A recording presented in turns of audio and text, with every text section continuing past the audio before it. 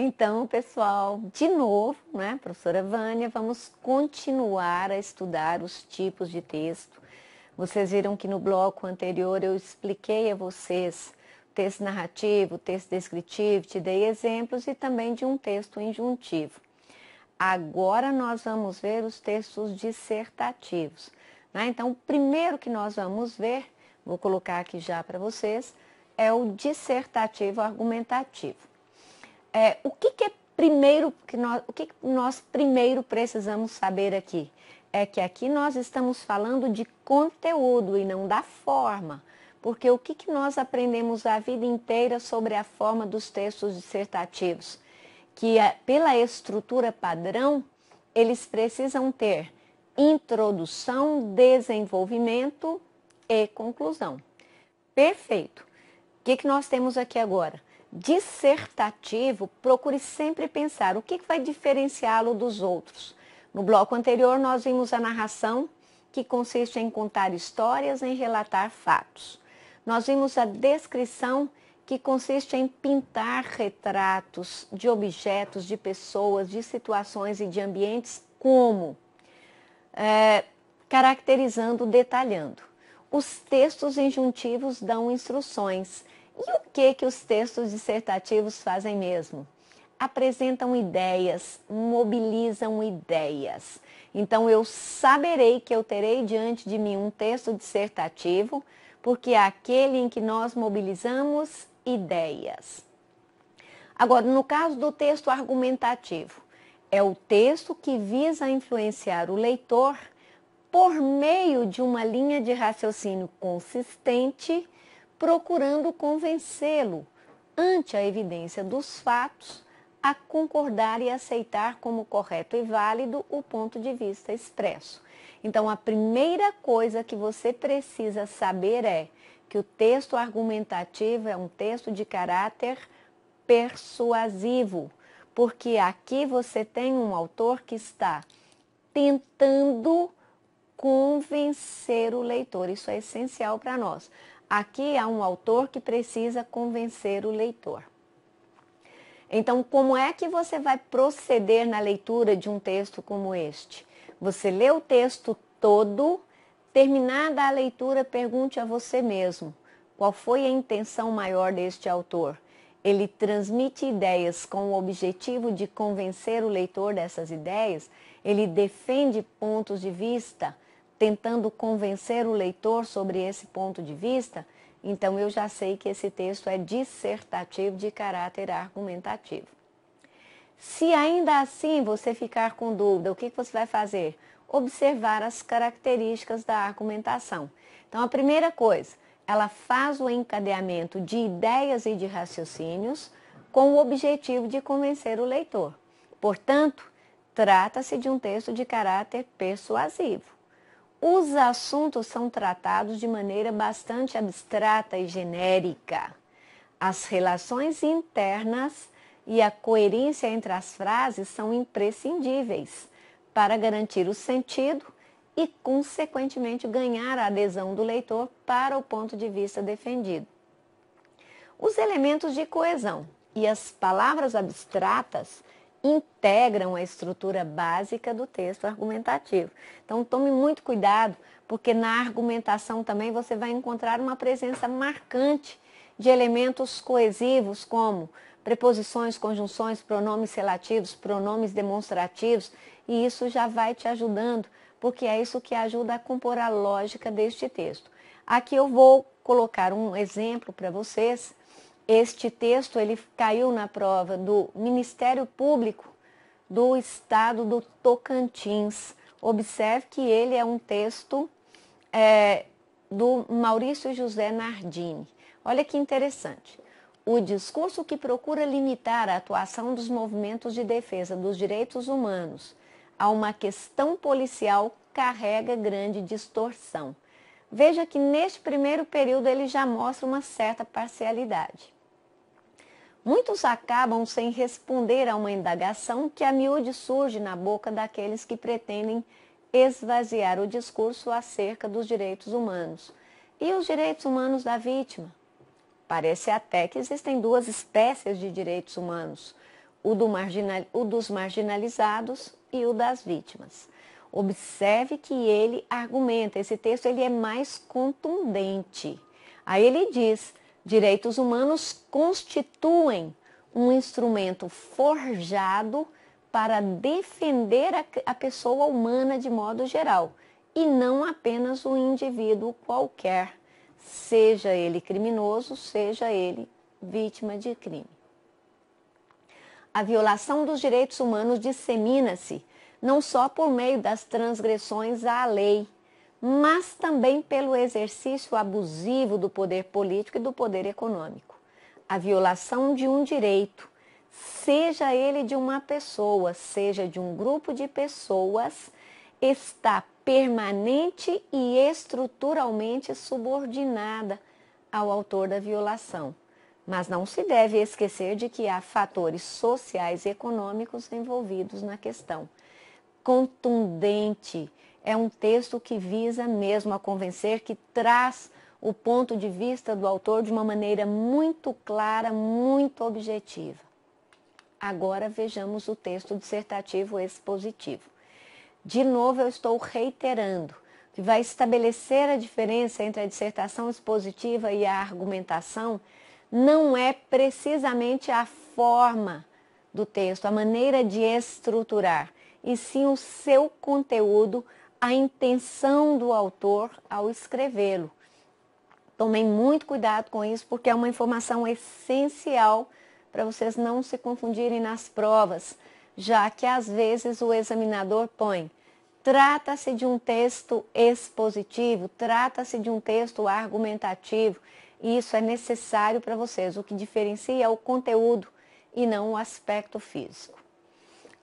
Então, dissertativo expositivo é o texto que procura somente informar, explicar ou interpretar ideias, conceitos ou pontos de vista, por meio de uma explanação imparcial que não conduza à polêmica e não tenha o propósito imediato de persuadir ou formar a opinião do leitor.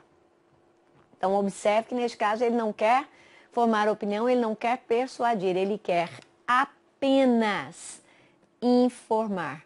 Por isso eu te disse, pode acontecer de o examinador pôr o texto e dizer: trata-se de um texto predominantemente informativo. Se ele for expositivo, você vai marcar que é certo. Aí, muito bem. Quais são as características do texto expositivo para facilitar a nossa vida? Como tem a finalidade de construir ou transmitir conhecimentos, deve ter o máximo de precisão e rigor nos conceitos e informações utilizados. Geralmente explica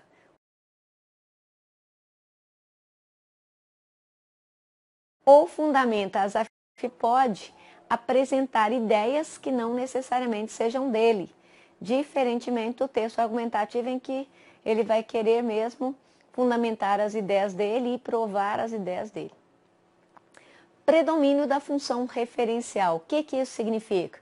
Que é um texto que utiliza uma linguagem precisa, objetiva, impessoal, que obedece ao padrão culto da língua. Não é? Afinal de contas, sendo ele um texto informativo e tendo o objetivo de dar informações sérias ao leitor, obviamente ele precisa ter predomínio dessa função referencial. E aí nós vamos ver um exemplo muito interessante que caiu, se não me engano, na prova do Ministério do Meio Ambiente. Aí nós temos, um dos mais fortes argumentos contra qualquer espécie de racismo vem das recentes descobertas no campo da genética, que consolidaram no campo científico a ideia bastante conhecida atualmente de que todos os seres humanos existentes hoje em dia são originários de um mesmo grupo de hominídeos que viveram na África Ocidental há dezenas de milhares de anos.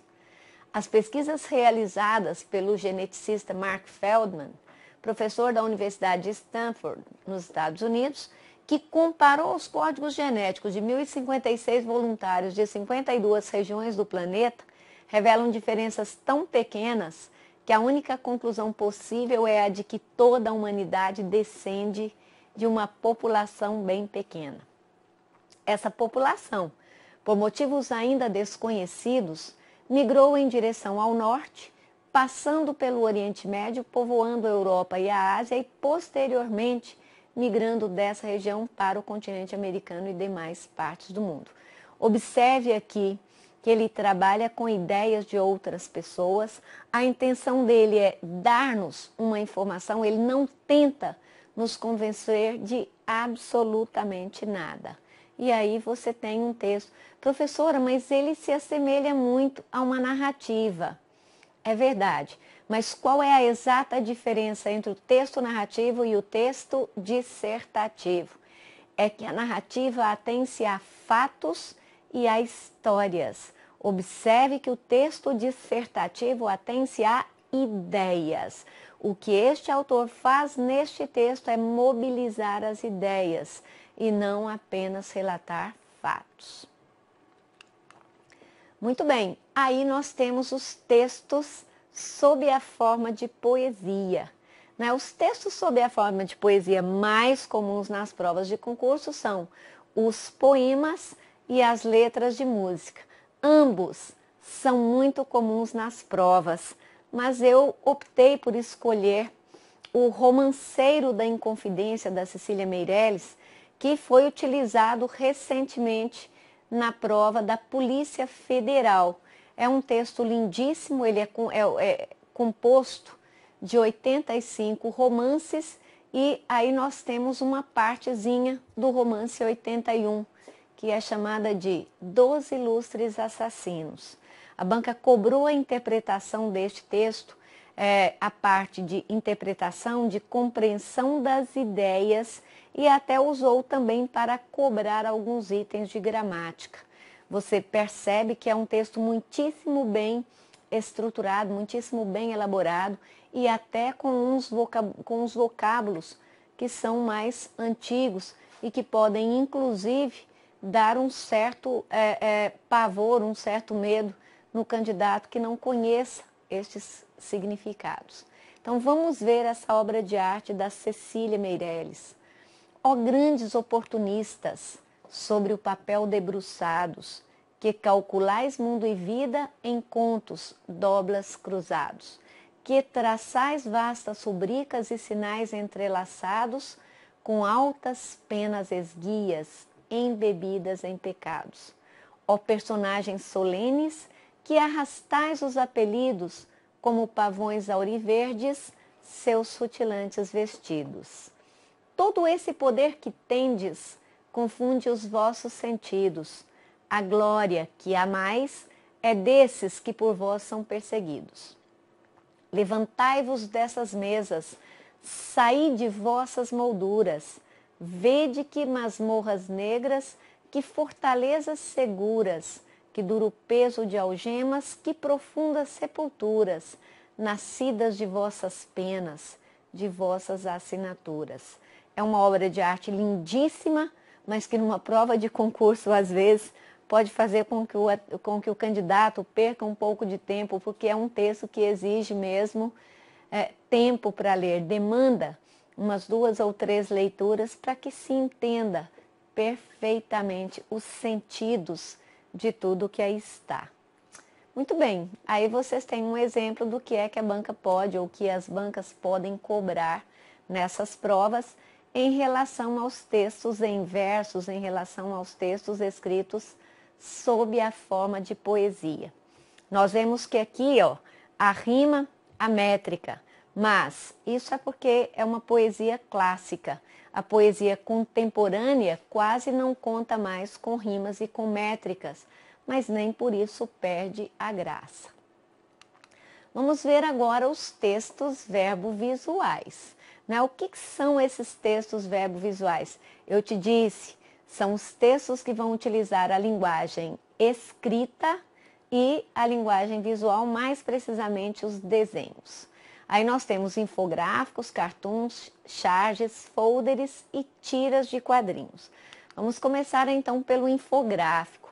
Infográfico é um texto relativamente recente na imprensa, mas que tem ganhado cada vez mais espaço nos jornais e revistas, consequentemente cada vez mais espaço nas provas de concurso.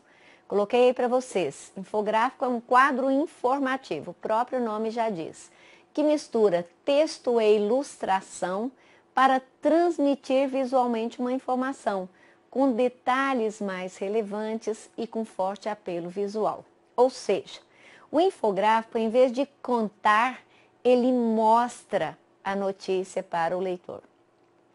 É uma modalidade usada corriqueiramente no design de jornais, com a função de mostrar como aconteceu determinado fato e quais as suas consequências, ou então de explicar, por meio de ilustrações de diagramas e textos, fatos que o próprio texto, ou às vezes a própria foto, não consegue detalhar com a mesma eficiência. É um texto que funciona como um grande atrativo para a leitura das matérias, tendo em vista que oferece uma noção mais rápida e clara dos sujeitos, do tempo e do espaço da notícia, facilitando o entendimento da informação. Por que ele é tão frequente, então, nos jornais e revistas de grande circulação? Porque é um texto facilmente entendido por qualquer categoria de pessoa que leia. Pode ser uma pessoa muito letrada, nem tão letrada assim, e todo mundo entende com facilidade a notícia que é veiculada por meio dele. O exemplo que eu vou dar a vocês aqui caiu na prova do TCU. Eu extraí da prova do TCU, né? E a banca, por sua vez, vocês estão vendo que extraiu do portal eletrônico da revista Época, Como o Brasileiro Vê a Felicidade. A banca cobrou deste texto a interpretação das informações, das porcentagens, e a banca também cobrou algumas questões gramaticais destes comandos, dessas informaçõezinhas que se veem neste texto. Muito bem, agora vamos ver o cartoon. Observe que cartoon é a palavra que é originária do inglês, cartoon, né? É um desenho humorístico que tem amplo espaço na imprensa escrita atual e que retrata de maneira crítica temas que podem ser entendidos em qualquer parte do mundo, por diferentes culturas e em diferentes épocas. O que nós precisamos saber do cartoon? É que ele é um texto absolutamente atemporal. Qualquer pessoa que o lê, mesmo que ela não tenha tanto domínio assim do que acontece fora do país, ou do que acontece, do que aconteceu em relação a outros tempos, ela vai entender, porque o cartoon ele faz uma brincadeira absolutamente atemporal. Por ser uma forma de textos de apoio, perdão, representando as ideias apenas pela expressão dos personagens do desenho. Eu pus um exemplo aí para vocês que não é o caso, você vai ver que o personagem, neste caso aí, nem muda muito, né, a expressão, mas existem casos em que o cartoon, apenas pela expressão, você já consegue o efeito de humor. Neste caso, deste cartoon, observe.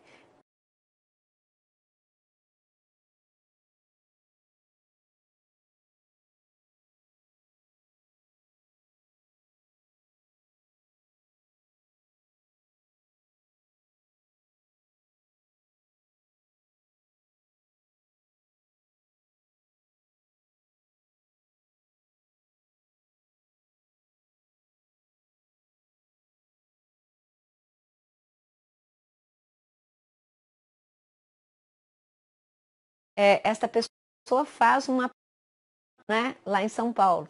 Aí ela diz: a vida em São Paulo é sufocante, mas também pode ser arejada. Aí alguém grita lá da assistência: é mais fácil viver com simplicidade. Aí ele diz: com simplicidade, uma máscara de oxigênio. Ou seja, de arejada, nada. Aí vamos à charge. Professora, mas qual é a exata diferença entre a charge e o cartoon?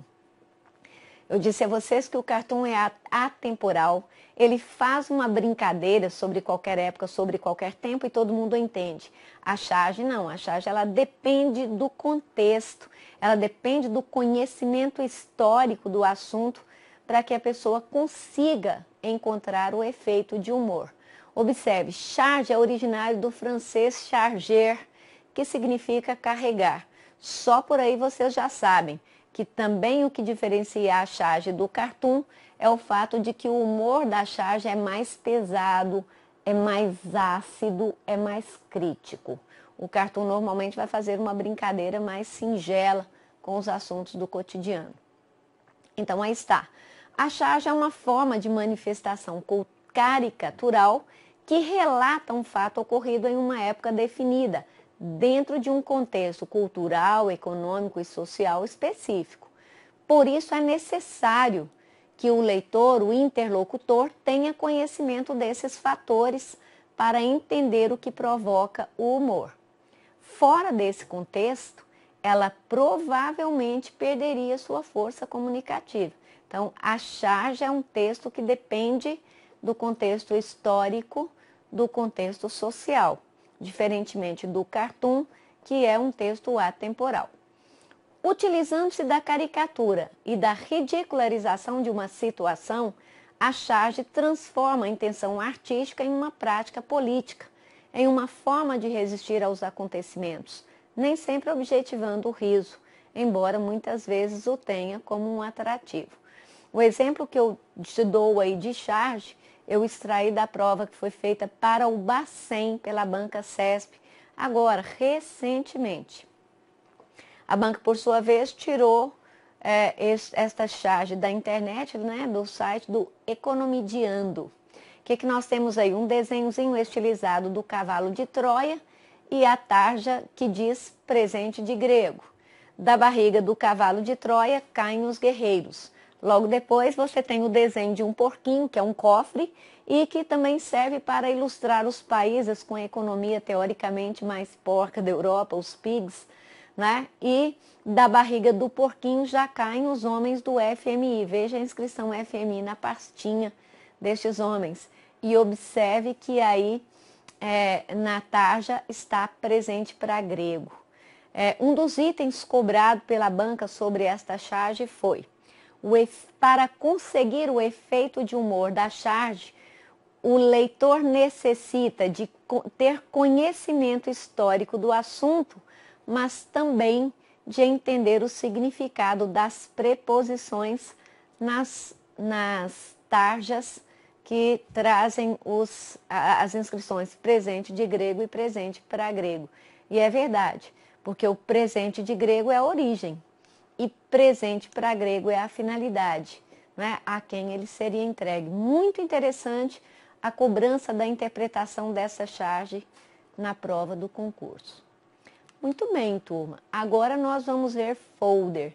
Eu disse a vocês, o folder é muito cobrado em provas da banca Fundação Carlos Chagas.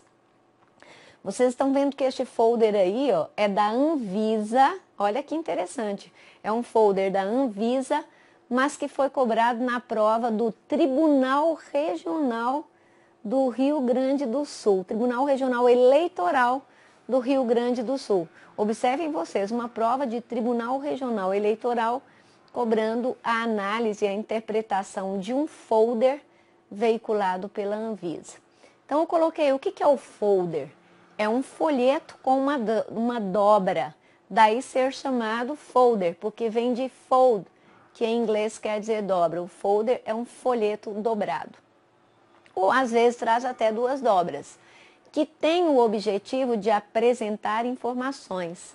É composto pela capa, que é a página principal, a mensagem interna e a última página, que costuma conter elementos como contatos e outras informações relevantes. O folder pode ser promocional, no caso de ser usado para promover determinado produto, serviço ou área comercial, mas ele também pode ser institucional, usado no âmbito de uma instituição, sendo que muitas vezes circula somente dentro da empresa. Veja um exemplo de folder informativo distribuído à população.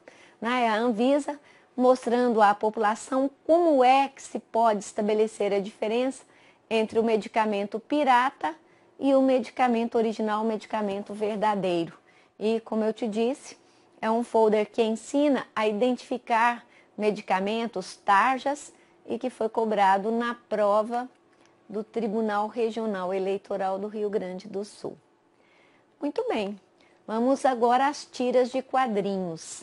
Existem bancas que até utilizam muitas tiras de outros veículos como o Correio Brasiliense, por exemplo, as tirinhas do Haroldo, do Tigrinho. Agora, a tirinha mais usada mesmo pelas bancas é a da Mafalda, até porque a Mafalda é muito graciosa. Então, o que são as tirinhas? Trata-se de uma série de vinhetas que se utilizam de códigos verbais com enunciados curtos e não verbais, com desenhos, com um conteúdo no qual predomina a crítica com humor a formas de comportamento, valores e ou sentimentos. As tirinhas são publicadas regularmente em jornais, revistas e mais recentemente nas páginas da internet, que são chamadas de webcomics.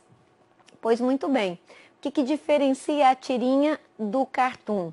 É que o cartoon tem um quadrinho, no máximo 2, e a tirinha, o próprio nome já diz, ela tem tiras de quadrinhos, né? E aí tem uma tirinha com um diálogo da Mafalda com a amiga Suzanita, muito graciosa, muito interessante. Como eu disse a vocês, as bancas adoram cobrar essas tirinhas, a interpretação das tirinhas nas provas. Bastante interessante, vale a pena. Aí, muito bem. Vamos então conversar agora, né, para nós tentarmos fechar aqui esta nossa gêneros. Como é que você diferencia os gêneros dos tipos? Eu vou mostrar a vocês o que são esses domínios discursivos, por exemplo, discurso jornalístico, discurso literário, discurso publicitário. Tudo isso a gente tem que conhecer para que nós formemos um cômputo geral para determinarmos o que a banca vai nos perguntar de fato. Qual é o único cuidado que eu quero que vocês tomem? É que quando nós analisamos esses tipos, nós fizemos, obviamente, teria que ser assim, uma análise mais separada desses textos, desses tipos. Só que lá na hora da prova, o que pode acontecer? A banca ela pode te dar um texto que tenha narração, descrição e dissertação. O autor vai mesclar os 3 tipos no mesmo texto e a banca pergunta a você qual é o que sobressai. Eu vou voltar a falar com você sobre isso mais detalhadamente, mas já de antemão eu vou te avisar. Como é que você vai saber qual é o tipo que sobressai? A dissertação é o texto mais avassalador, mais arrasador que existe. Então, onde ela aparecer, obviamente é ela que vai sobressair. Isso significa o quê? Que se você tiver um texto com narração, com descrição e com dissertação, não interessa a ordem em que os fragmentos estejam, não nos interessa o tamanho que esses fragmentos tenham, a dissertação sempre haverá de se sobrepor aos outros. Então, você pode ter um texto dissertativo com características narrativas, com características descritivas, mas a dissertação se sobrepõe. Normalmente eu digo para os meus alunos que havendo uma narração enorme, uma dissertação pequena, a dissertação se sobrepõe por quê? Porque aquela narrativa, por maior que ela seja, certamente ela serviu apenas de propósito, né, para a defesa de uma ideia. Então ela funcionou apenas como pretexto para o texto. Se nós tivermos apenas narração e descrição, ora, nós sabemos bem que a narração se sobrepõe. Por quê? Porque contar a história é mais importante do que apenas pintar o retrato dos objetos e dos personagens.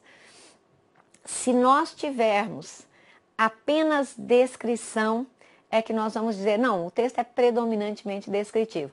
As descrições são os textos menos importantes, são sempre formas secundárias.